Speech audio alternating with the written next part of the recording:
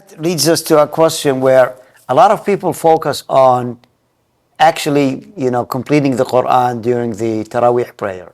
And that's why they do 20 sometimes. That's why you find a lot of people praying long, and it would become really cumbersome upon some people who have to wake up early in the morning and go to work. So what is, you're saying that you have to sense the feeling of the people. What is the practice that you prefer here? Obviously, if your community can take a whole juz or more than one juz in the night, that'll be perfect. That's great.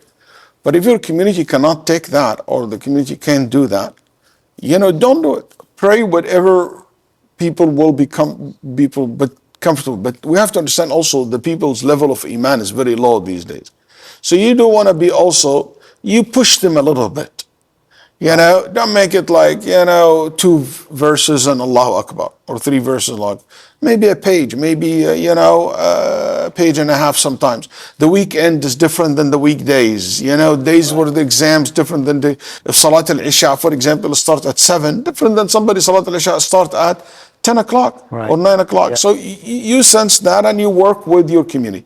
I don't know anything from the Sunnah that we should read the whole entire Quran in Taraweeh. I don't know if there is any sunnah in regard to this. Yes, Nabi Sallallahu used to review the whole Quran to make khatm al-Quran, but this is inside the salah or outside the salah with your community. You can do that, and people individually should do that. I don't know if definitely the Sahaba used to finish the Quran in Taraweeh, but was that intent to make like 2-3 khatma during the Quran, during Ramadan, in the time of Umar or Uthman? Nothing but reported in regard to that, telling us, for example, during Umar they make 3 khatma a night, Ramadan, or 2 khatmas, or 1 khatma, which shows you that this is not something intended or to be recorded. Nothing, it's not of important, or maybe never happened. Maybe they focus on some surahs and repeat some of the surahs again and again, in the salah. Who knows?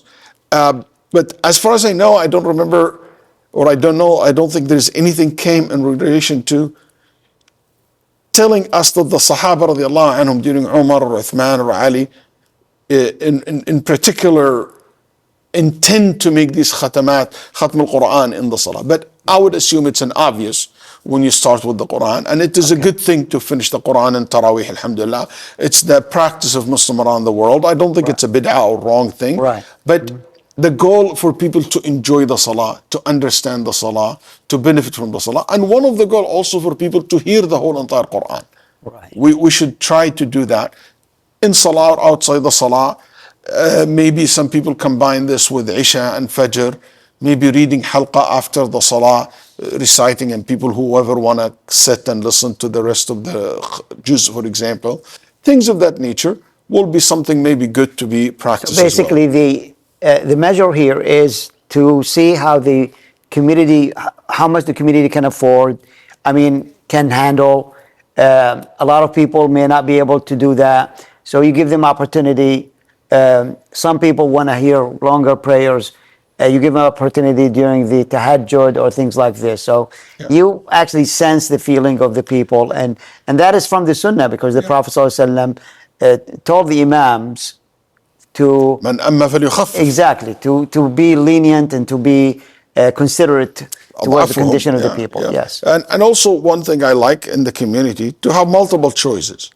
So we have masajid next to each other today.